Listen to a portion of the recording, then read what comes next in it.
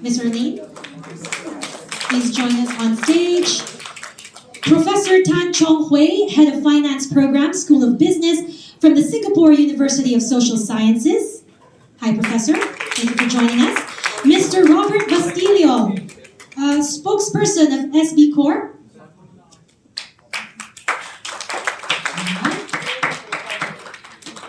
Mr. Manish Bai, founder and CEO of Uno Digital Bank. I think he's going to be calling in, joining us digitally as well. And Mr. Francis Plaza, CEO of PayMongo. Hi, Francis. And of course, last but not the least, Ms. Sabina Lopez, Chief Commercial Officer of Ninja Van.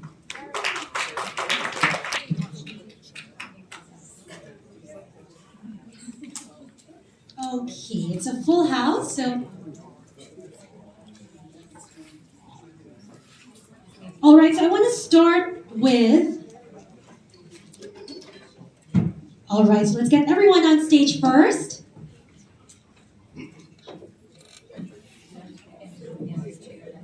Okay, we're going to take out the high chairs. We don't need the high chairs here. We need lower... low-level chairs. Businesses across the country. But there's a lot, hundreds of thousands more that we haven't reached. And our goal is to be one of the significant players in this country to onboard more of these SMBs to succeed on the growing internet economy. Thank you. All right, thank you, Francis. Sir? Hi, I'm Raj Uttamchandani. I'm the Chairman and CEO of Esquire Financing. We operate a MSME financing company in the country. We have a reach of about 70,000 customers between micro, small, and medium. We've released close to $3 billion in the last 10 years, and it has had a financial impact of almost $500 billion in GDP impact over the last 10 years. All right, Sabina? Hi everyone, I'm Sabina, the Chief Commercial Officer of Ninja Van Philippines. So if you don't know Ninja Van, we're a logistics company, and if you've all ordered online, we surely deliver to you. So we are about 7,000 riders strong, riders and drivers. We have about 300 hubs across the nation, and we cover 100% of the Philippines. So we have that big reach, right? The next big thing for us is really just focusing a lot on diversification. So our SMEs are a big picture game for us, and we want to build more resources, a lot more tools to help them. All right, thank you. Director Nelly? Thank you. Good morning. I'm Nelly Dilliana, the Executive Director of the Philippine Trade Trading Center. We're the training arm of the Department of Trade and Industry. Our reach about 45,000 in our database, that's MSMEs. But since we are an attached agency of the DTI, all the MSMEs nationwide are also our reach. So that would actually be a very big number.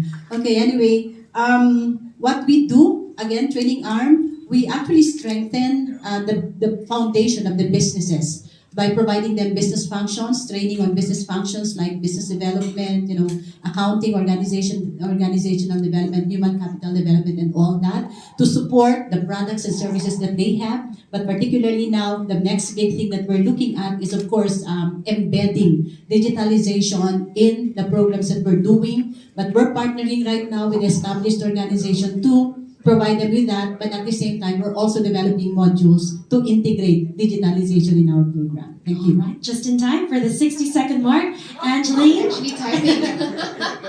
Hi, my name is Angeline Tham. I'm the founder of Angkas. We're the leading motorcycle ride-hailing company for taxi service. And we also do deliveries and buy for you service, right? So what our reach is, we have over 7 million downloads and over 30,000 biker partners. But in essence, who our true customers are really our bikers, and that's a potential of 18 million motorcycles out there, and that we want to empower with our service. Right. So what we do, we are a platform that helps to match customers and drivers to do with various different services that you can with a motorcycle. But our main business really is transportation to help people through this horrendous traffic that we see all over the place. The next big thing that we're looking at, right, other than bringing the service to more places in the Philippines, is also we want to look at bring services that are much needed for people. So, for example, one of them would be to democratize healthcare, right? Something that we want to do. We already have a partnership with the Philippine Red Cross to bring the cheapest home service PCR testing into your homes. And what we want to do is we want to increase this testing to cover basic tests, right? So instead of being reactive to the illnesses that you have, you can be proactive, right? With just some tweaks in medication or healthcare changes, right? So thank you very much. All right, thank you. And Arlene? Good morning, everyone. I'm Arlene Martinez. I'm the founding president of the Asia Council for Small Business for the Philippines. It's actually an Asian organization in 12 economies, founded by Hermawan Kartajaya in Indonesia, and now headed by our president, Mr. Jack Yao from China. What we do is actually help MSMEs capacitate and help them do cross-border business. No, on my business, I am also the founding president of My Cartero. It's an aggregator platform that helps MSMEs export. We're currently growing, and the big thing that for us we're looking at would be really expansion all over the Philippines. All right, and of course, Yoli? Thank you, Mimi. Good morning, everyone. So I represent Globe and Digital Pilipinas. Right. Okay. So for Globe, obviously, we are the country's #1 mobile operator. We have a reach of about 90 million customers in the Philippines. And we're also operating not just a telco anymore. So we are already a digital solutions platform with over 75 businesses, which includes GCash, which is the #1 fintech in the country right now. Today, we're holding, right at this minute, we're holding our second quarter financial briefing. So there will be some news. So we just sold some towers, and we've just integrated our health system online. So we are coming up with the largest health tech solution in the Philippines. And as Digital Pilipinas convener, I am also representing several other partners. So we're here to help, and we're here to enable all of the people who are here in terms of digital enablement. Thank you. All right, and Professor? Hi, good morning, everyone. My name is Chong Hui. I'm the head of finance program under the business school at the Singapore University of Social Sciences. We are the newest autonomous university in Singapore, and we stand for the University for Social Good. So our reach, I think we can measure our reach by the number of students we receive every year. We have about 7,000 students every year, mixed across both full-time and the part-time cohort. So because we are a University of Social Good, so we hope to do more social good in the future, embracing technology and ESG. Thank you. All right, thank you, Professor. Robert? Good morning, I'm Bobby Bastillo of the Small Business Corporation. It's the financing arm of the Department of Trade and Industry. Our reach is 45,000 direct borrowers and more than 200,000 sub-borrowers through our network of conduits or partner institutions, numbering about 347 all over the country. These are mostly rural banks, microfinance institutions, and cooperatives. The next big things for us are, one, completely digitalizing our operations from loan origination to payment and everything in between, including account management systems and payment application systems. And number two, we're moving from web-based apps to mobile-based apps for all of these things. And number three, we're actually moving towards greater financial inclusion to draw in more than 400 very poor municipalities in the Philippines towards latching onto our loan portal so that they can also avail of our services.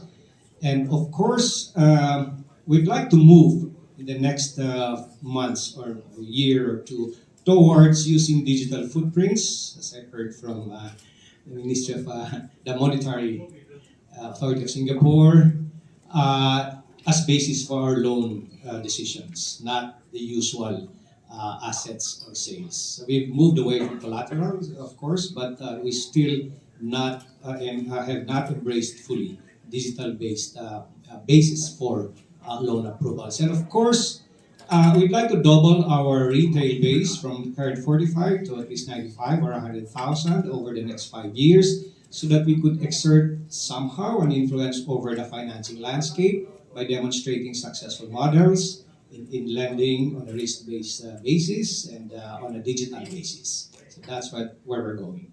Thank you. Thank you, Bobby. We'd like to check if Mr. Manish Bai of Una Digital Bank has dialed in. Hi. All right, so 60 seconds, Manish, to tell us what you do, what's your reach, and what's the next big thing for Una Digital Bank. You have to give me 60 plus 15 seconds. Go ahead. For the lag. Yes, okay. I want to start by apologizing to the group here that because of some personal situation, unfortunately, I could not be in the room and kind of soak up this energy. What a bummer to be missing out a live event. So I'm Manish Bai, founder and CEO of Uno Digital Bank. We are one of the 6 digital banks in the country which got recently approved.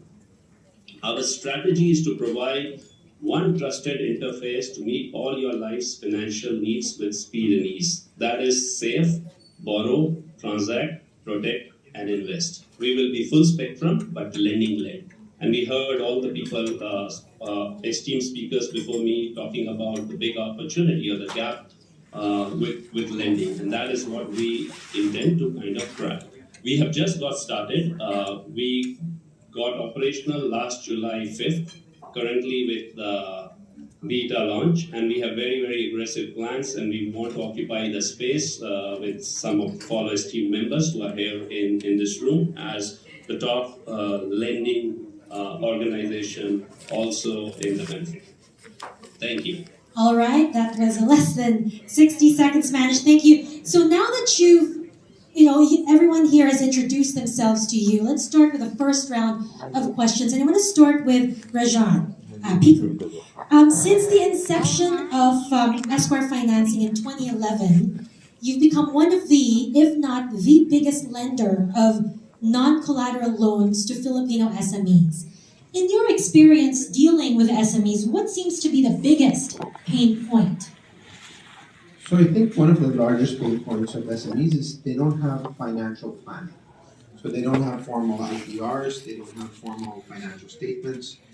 Not because they don't want to, but they haven't received the training to be able to prepare for this. So what we do is we try to cut all of the red tape and try to make the process very easy. We ask for very minimal requirements to try and help them access financing immediately. What's important for an MSME is not to get a loan in 3 months or 6 months. It's to have a loan today or tomorrow because the opportunity is now. At Esquire, we finance for 3 reasons: build, bridge, or buy. It has to be growth capital. So we're not financing losses, but they're either building something, bridging a receivable, or buying an asset. And so that's why it's very, very important to provide timely access to funding for MSMEs. Give us some context, Raj. What's the success rate of an application? And could you give us a sense, Sure. How big are the loans usually for SMEs? Yeah, so we start with loans as low as 100,000 for micro, small, or medium enterprises. We go up to 10 million on a non-secure basis for any new customer. We can grow that actually even further on a non-collateral basis as long as we have some track record with the client. The average loan size is about 1 million pesos. Pre-pandemic, we had approval rates of close to 70% on new applications.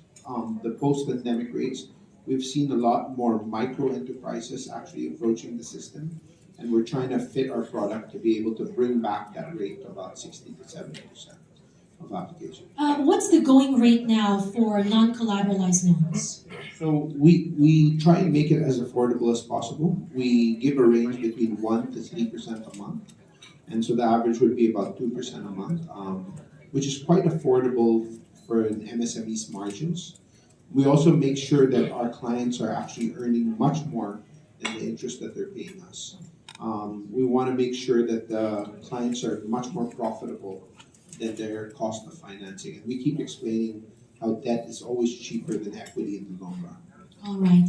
And It is not about only the technology and infrastructure. For to make a meaningful change, it's also about the country, legal, and everything surrounding what makes it successful. It's not only also about lending money, it's about collecting money. It's not only about credit scores, it's about how effective those credit scores are. And a bit of work needs to be done all around in the country to kind of get to that point. The good thing is that there are measures already happening on that front in terms of single ID, in terms of credit bureau revamp, and that infrastructure needs to continue working on to support the technology infrastructure and the vision and mission which we banks around making finance possible with lending are able to deliver. All right, thank you, Manish. Yoli, with GCash, you're very much connected to SMEs. Could you share with us some experiences that stand out for you? What is the role that you see Globe in particular plays for SMEs? And if you could give us an example, maybe a case study of an SME, an actual SME you've helped nurture or turn around in the last 2 to 3 years. I mean, it's difficult to pinpoint one case study because right now on the GCash platform, we have about 5.2 million SMEs in the platform, right? So perhaps, let me put it this way.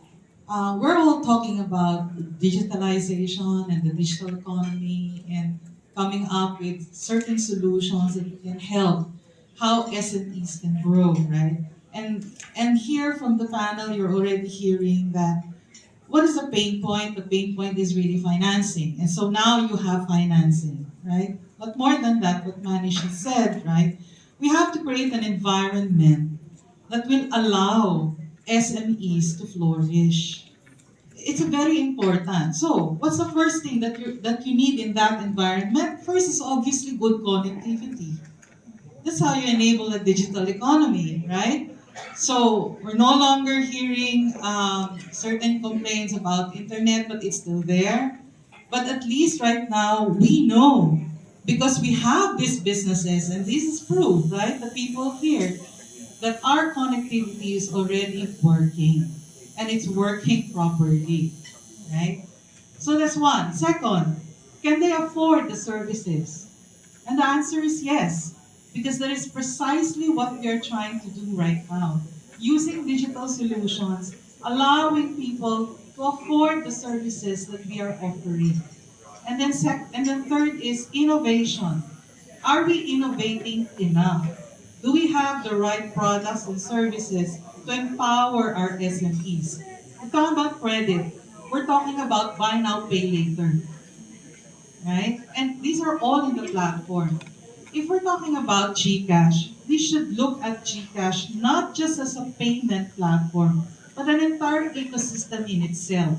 There's capital there, there's GSave there, there's investment there, there is loan there, all inside GCash, right?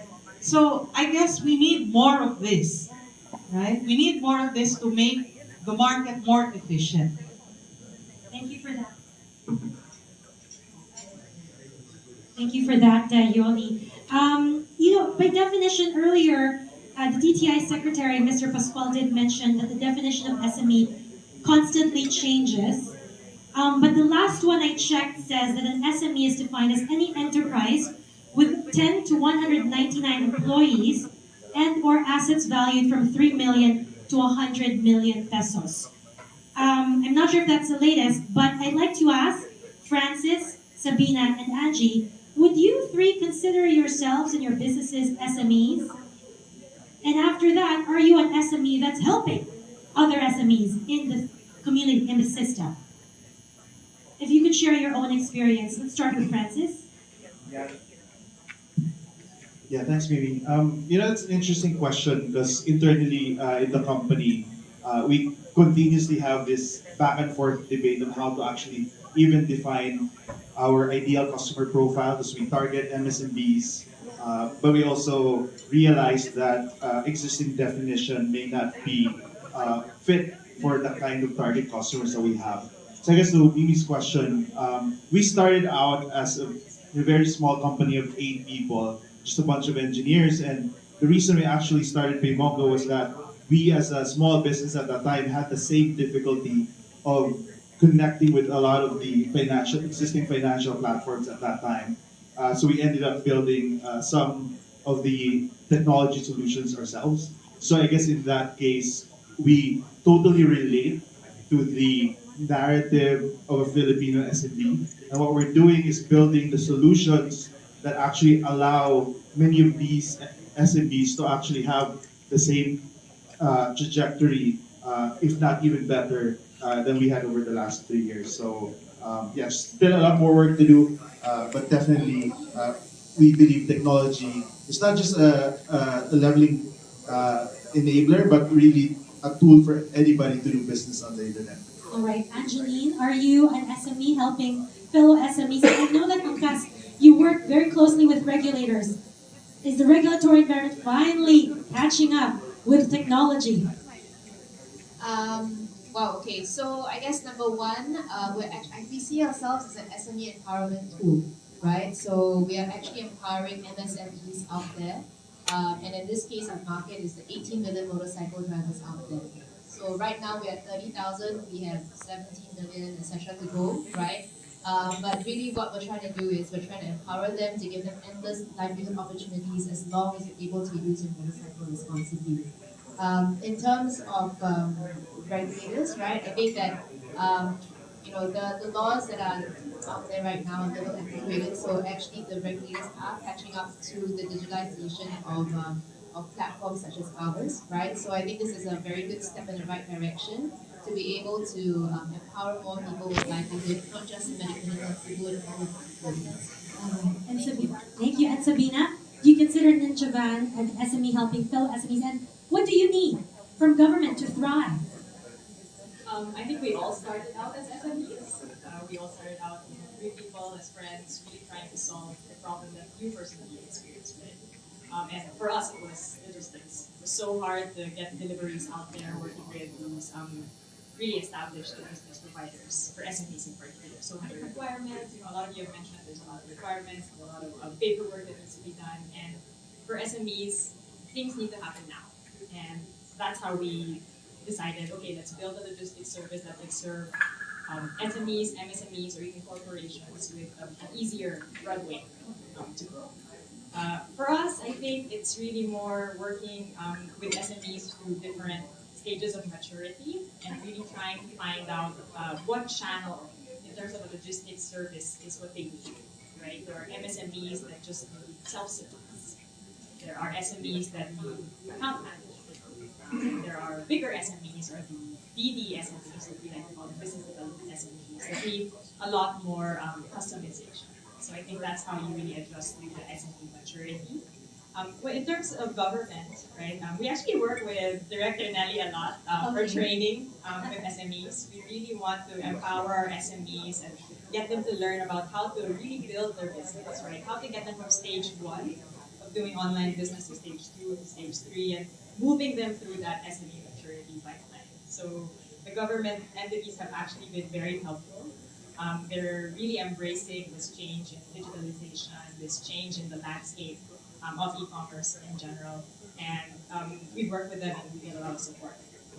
Thanks for pointing that out, Sabina. It's not just finance, it's not just technology, it's the talent that is most important. Director Nelly, what are the DTI initiatives to prepare SMEs for this digital future? Could you cite specific resources or initiatives that they can actually tap from DTI? Okay, initially I'm very excited, of course, listening to the good gentleman here talking about, people or MSMEs not prioritizing certain training programs. Because the way I look at it right now in the Philippine setting, a lot of our particularly micro and small entrepreneurs are more focused on marketing their products, that they forget other business functions that they should also learn. Something about organizational development, something about financial management, something about business operations and things like those. So those are actually the things that we're pushing for these MSMEs to learn, for them to really, get a good hold of operating their businesses. Okay, on the question, what programs can they tap? Actually, for the Department of Trade and Industry, during the pandemic, we were not all ready about this. That's why, as I was mentioning also early on, we need to connect with established organizations like Ninjavan. We've also worked with Globe for Angkas and of course other institutions, Google, etc. Because we wanted to immediately provide something to our MSMEs. But at the same time, we also okay, we also working. Okay, here you go. Okay, our agency is also working on developing programs that would support startup. I'd like to particularly cite one startup program we have launched last year. We call it Push Start.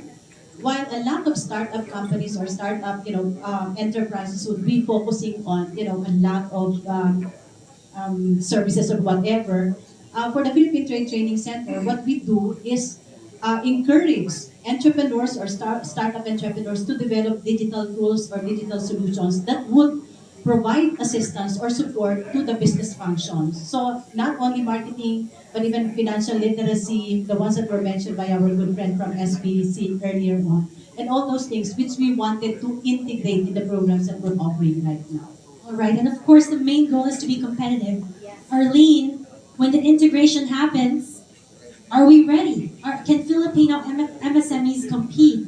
We know there's a big push for RCEP, the Regional Comprehensive Economic Partnership, 10 member ASEAN states, plus the 5 FTA partners, China, South Korea, New Zealand, Japan.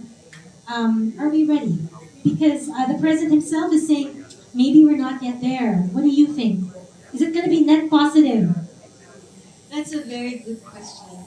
I have to say, based on what we see with the Asian Council for Small Business, we're getting ready. We're getting ready. And you can see from the MSMEs, everybody here is so focused with local. How do we build the local businesses into expanding their businesses out of the region in the Philippines.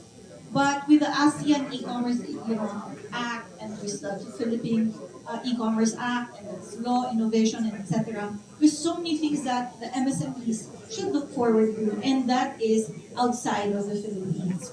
One of the things that Asia Council for Small Business is really working at and collaborating is becoming one Asian economy.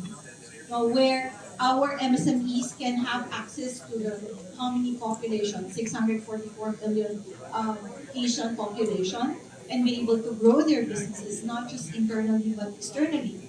But it's not just an overnight sensation that can happen. We need preparation. I believe that the other government agencies are doing preparations, EC, Export Management Bureau. We have to take note that in the Philippines, 60% of MSMEs contribute to the export economy of the country, contributing to about 25% of the total export. And we can grow further and more, knowing that the products in the Philippines are really very good, competitive, And the way to go there is really when you look at visibility. Visibility brings trust. Trust brings profitability. But for MSMEs, how do I become visible? Not just in the country, but also outside of the country, let's say the Asian economy. There are going to be marketplaces that's going to be developed, but the next thing is how can we build trust? We can bring them there, but how do we build the trust? And API, integration economy, is something that we can look forward to because the due diligence is going to be done by the marketplaces already. The API of each and every MSMEs can be brought there already. So your trust level will go up. When your trust level is up, definitely the more access to more buyers that you have and profitability kicks in. So one economy for one MSME, we're far from there. Oh, so you said we're getting ready. When will we be ready? Is 2030 a good, realistic target? Well, that is the target of the Philippines, no? Building on entrepreneurial ecosystem and culture by 2030, and it's something that we have to embrace and move forward together. It cannot be done by one association or one GOCC or one agency. We have to be a collaborative whole to bring this forward. Not just Philippines, but Singapore is there and other economies in Asia. All right, we don't have much time. To wrap it up, one final question for all, answerable by one word. What is on top of your wish list from the new administration to help propel your business, your industry to the future, which is a digital future? One word. What tops your wish list? How can this government help you? Let's start from Francis and let's do the round. Francis, one word. Sure. From our end, maybe open finance. Open finance, all right. Rajan, For me, it's financial inclusion. financial inclusion, 2 words, all right. Sabina, I think it's infra. We just need a lot more. a lot more of infrastructure, good infrastructure. Director Nelly, Formalize those that are in the informal sector. formalization of the informal sector. Angie, Empowerment. empowerment. Arlene, Access to finance. access to finance. Yoli, Less regulation. less regulation. By the way, Globe just announced selling 7,000 Yes. towers. Right now, breaking news. All right. And Bobby, what about from SB Corp? It's a phrase, greater inclusivity and connectivity.